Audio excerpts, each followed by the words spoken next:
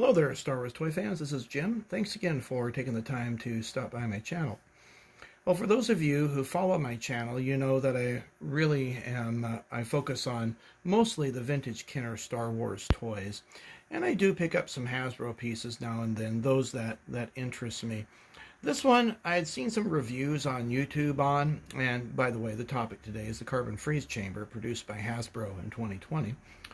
And it just, you know, kind of like the Shania Twain song, it just didn't impress me all that much. Well, I was given a gift card to Walmart by one of my piano students, and Walmart isn't really something I shop at all that frequently. I usually do, if I'm going to buy Star Wars stuff, I'll go eBay or Mercari or Amazon. But anyway, I thought, well, you know, this is the right price, fits the bill of the gift card. I'm just going to pick it up. Because I was kind of into the Cloud City as of recent, and I wanted to put together a Bespin playset display look in the limited display space that I have. So I picked this up, and I thought, well, I'll do a review on it, because I have kind of mixed feelings on the whole thing. Well, taking a look at the box, it shows you really the display and the current, well, I would say, I guess, current Hasbro figures. It comes with an exclusive, well, I don't know if it's exclusive. It comes with a Stormtrooper anyway. There's side art and all of the busyness that they print in real small logo. And there's Disney. There, Hasbro, Kenner. I'll get all three. There you can see the lightsaber duel between Darth and Luke. There's the other side. And shows you how to move the Carbonite block up and down. There's a full display to get two pieces, so you have to really buy two pieces to make the complete thing. And oops, that's upside down, and then here we go for the other end cap. Well, let's take a look at the instructions. The instructions are a little bit confusing, but simple nonetheless. And it's involved, but my son and I were able to figure it out, and he's 6. So it just kind of shows you step by step. Some of the leg pieces are not exactly clear as to which one goes where. I don't suppose it matters. And then you have this metal piping that's a little bit tricky to put on, but nonetheless, it does complete the look. Then it shows you the steps there, step 8, step 9. And then how you can rotate it, and then you can move up and down the Carbonite block. So here is the box it came in. Everything was just pretty much loose and bagged, with the exception of the piping, and that was kind of pressed fit into there. Here's the card for the Stormtrooper, and I'll do a quick review on that here in a moment. And there it shows you the back and some other figures that you can pick up that were available in 2020. So let's take a look at the Stormtrooper.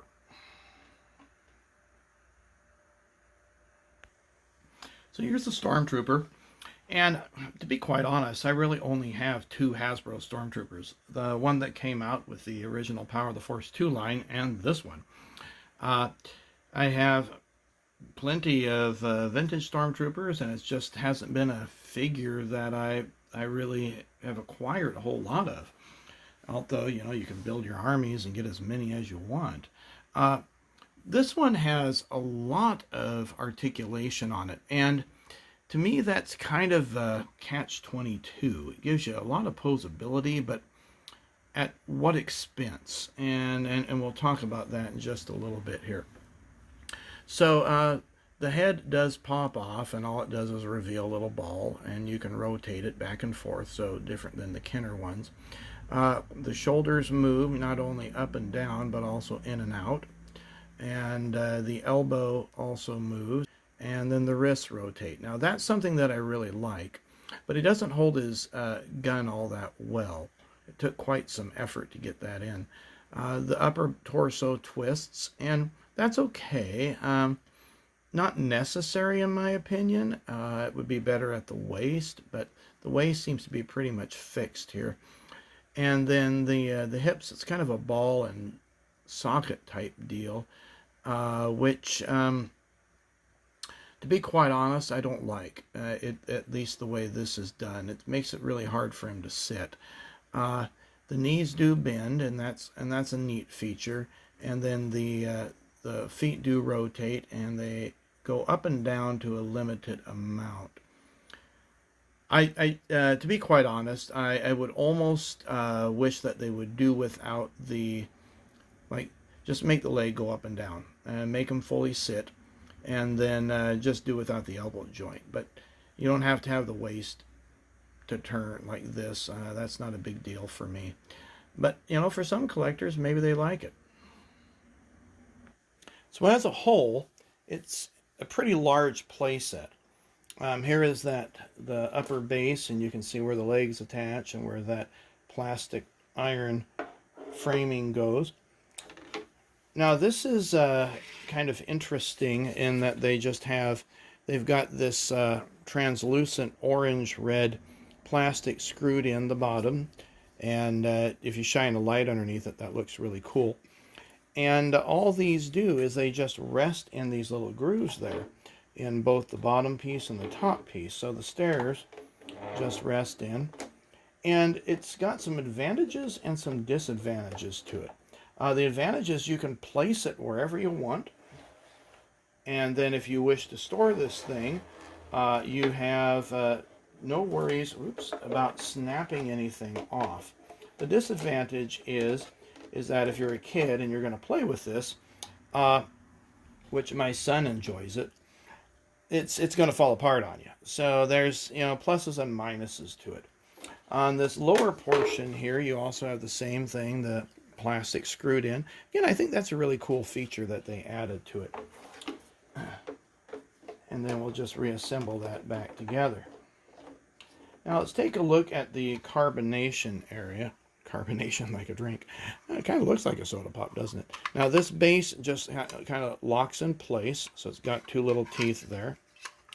And really what you're going to do is you just squeeze this together, and then that raises that up. So it's got some notches along the side, if you look carefully right in there, in order to catch it. So very simple little process. And this has a trapezoidal shape here. And here is the carbonite block. There's no paint done on the sides, but yet there's a little bit of paint done on those two panels. I'm not sure why the other panels weren't done. There's the top and the bottom. And this one happens to sit at an angle, so it does not stand. So I thought I'd do a size comparison here of the different carbonite blocks that I have in my collection. And so this is the one that came with the vintage Slave 1. You can see proportionally it's very similar to this one here.